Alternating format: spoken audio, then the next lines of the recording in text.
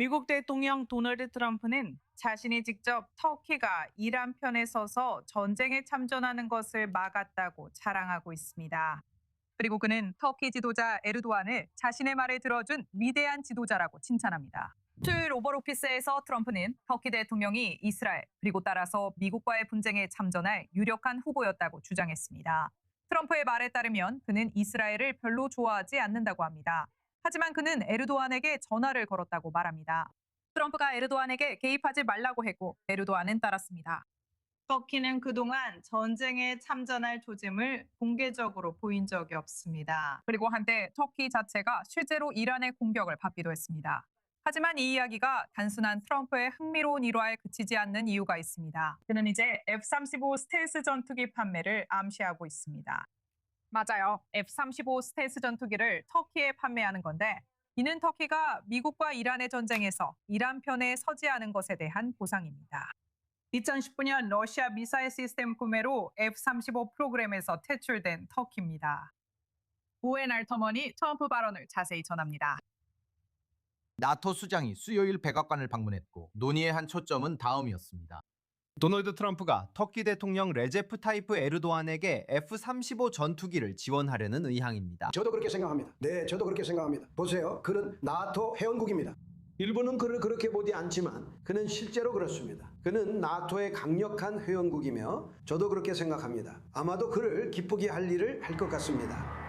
터키가 러시아제 S-400 방공 시스템을 구매하기로 결정한 이후 미국산 F-35 전투기의 터키 판매는 거의 10년 동안 보류되어 왔습니다. 이는 터키 영토 내 인원과 장비를 통해 러시아가 미국산 F-35에 대한 정보를 훔칠 수 있다는 워싱턴의 우려를 불러일으켰습니다. 이제 백악관은 의회와 이스라엘의 반대에도 불구하고 터키와 그 대통령을 돕는 것이 위험을 감수할 만한 가치가 있다고 보고 이를 추진하려는 의사를 보이고 있습니다. 나는 그를 좋아합니다. 그는 내 친구이고 전쟁에 관여하지 않았습니다. 알다시피 그는 이란과의 전쟁에 참전할 유력한 후보였고 이란 편에 설 수도 있었습니다. 이스라엘을 별로 좋아하지 않기 때문입니다. 그리고 나는 그에게 관여하지 말라고 부탁했습니다. 그는 관여하지 않았습니다. 수요일 오벌 오피스 회의에서 또 다른 초점은 유럽의 방위비 지출이었습니다. 트럼프는 유럽이 지출을 늘리지 않고 미국의 대이란 전쟁을 돕지 않은데 여전히 화가 나 있습니다. 나토 사무총장 마르크 위터는 준비를 하고 왔습니다. 이 대통령이 무엇을 성취했는지 보여드리고 싶습니다. 이 차트부터 시작하겠습니다. 이 차트는 트럼프 트릴리언에 관한 것입니다. 트럼프 트릴리언은 2017년 취임 이후 유럽인들과 캐나다인들이 국방에 더 많이 지출하게 된 증가분을 보여줍니다. 트럼프와 루테는 7월 7일 터키 앙카라에서 열리는 나토 정상회담에 참석할 예정입니다. 트럼프는 에르도안 대통령 예우로만 참석한다고 수요일에 밝혔습니다. 나토 동맹국들은 미국 대통령이 자신들에게도 조금이라도 호감을 갖기를 바랄 것입니다. 좋아요. 저희는 다시 스튜디오로 돌아왔습니다. 국제문제 분석가 댄 페리, 수석 특파원 오웬 올터먼, 그리고 안보 분석가 야코브 라핀과 함께하고 있습니다. 그리고 여러분 모두 이 주제에 대해 할 말이 많으시죠? 모두가 그렇다고 생각합니다. 댄, 먼저 말씀해 주시겠어요? 첫 번째 질문은 이런 것 같아요. 트럼프 전 대통령이 터키가 이란과의 전쟁에서 미국과 이스라엘에 맞서 싸우지 않기로 선택한 것에 대해 F-35 스텔스 전투기를 터키에 제공하고 싶어 한다는 점을 어떻게 보시나요? 농감 같네요. 저는 흥분하면서도 웃음 참으려 하고 에르도안 대통령도 트럼프 전 대통령과의 이런 행운을 믿기 힘들 것 같아요. 트럼프는 권위주의자를 좋아하고 누구에게나 물건을 팔려 합니다. 미국 비즈니스를 홍보하는 것처럼 보여서이고 이를 모르는 듯합니다.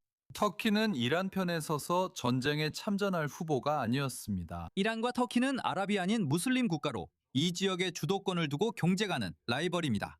시리아에서 대리전을 벌였고 그 전쟁은 최근 끝났습니다. 이란은 바샤르 아라사드 편이었고 터키는 그를 전복시키려 했습니다. 하지만 이런 일은 결코 일어나지 않을 것이었습니다. 하지만 트럼프는 이야기를 만들어내고 많은 사람이 믿을 거라 생각합니다. 또 다른 큰 문제로 있습니다. 터키는 실제로 이스라엘과 걸프 국가들의 경쟁자이며 중동 남부를 거쳐 유럽으로 무역을 촉진하려는 IMAC 경로와 관련해서도 터키는 그 경쟁자입니다. 그리고 트럼프는 양쪽을 이간질하며 게임을 하고 있습니다. 지금은 터키를 돕는데 동정심을 보이는 것 같지만 언제든지 태도를 바꿀 수 있습니다. 어느 쪽이든 터키는 F-35를 가질 것 같습니다. 누군가 다치기 전까지는 장난처럼 보이지만 터키는 매우 위험할 수 있습니다. 터키가 더 호전적으로 견하면 시리아를 통해 이스라엘에 문제를 일으킬 수 있습니다. 이스라엘이 완충지대를 원한다면 더욱 그렇습니다. 터키가 미국의 최신 전투기로 무장한 채 그런 상황을 용납할 수 없다고 결정한다면 그건 결코 좋은 일이 아닐 겁니다. 그래서 앞으로 문제가 생길 수도 있습니다. 하지만 지금은 솔직히 말해서 이 상황이 거짓과 무지에 너무나도 뚜렷이 기반하고 있기 때문에 조금 우습게 보이기도 합니다. 알다시피 하지만 그 점이 바로 이스라엘과 잠재적으로 미국에게 복잡함을 안겨줍니다. 왜냐하면 터키는 제도적으로 이란이 아니기 때문입니다. 터키는 나토 회원국이자 전통적인 미국의 동맹국이며 말씀하신 대로 에르도안이 정말로 대박을 퍼뜨리고 있는 상황입니다. 그 제도적 지위를 계속 유지할 수 있다는 점이죠. 왜냐하면 북대서양 조약에 따르면 실제로 나토에서 퇴출당하는 것은 불가능하기 때문입니다. 그 제도적 지위를 유지하고 심지어 강화하면서도 최소한 미국의 동맹국들, 어쩌면 미국 자체와도 반대되는 행동과 입장을 취하고 있다는 점입니다. 참고로 나타샤, 에르도안이 얼마나 큰 특혜를 받고 있는지 보세요. 그는 미국과 싸우지 않는 대가로 F-35 전투기까지 받습니다. 유럽 지도자들도 보세요. 그들은 이란과 싸우지 않아서가 아니라 미국과 싸우지 않아서 도널드 트럼프의 분노를 날마다 받고 있습니다.